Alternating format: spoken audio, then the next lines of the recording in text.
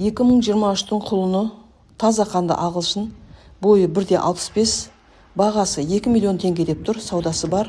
Шымкент қаласы Достық мөлтек ауданында тұр. Байланыс телефоны 8 708 925 3109. Қажет болса осы номерге хабарласыңыздар. Арнаға тіркеліп лайк басуды ұмытпаңыздар. Өздеріңіздің 4 түлік малдарыңызды сатуға жарнама салғыларыңыз келсе, мына телефонға хабарласыңыздар. 8 702 910 07 05. Негізі әр қазақтың үйінде бір жылқы тұру керек. Болмай қалды.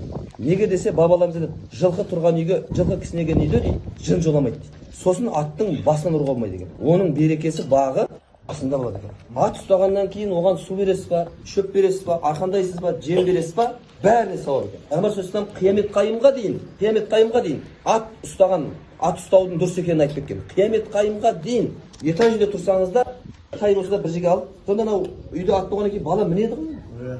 Мінеді ғой бала. Сол үшін біз ауылда қазір медресе бастап қойдық. Сода 56 бала оқытамыз.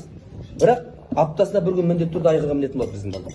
Алымыз кластан міндетті түрде мінгіземіз. Өйткені айғырға мінетін адам көп, бірақ доданың ішіне кіретін адам аз да.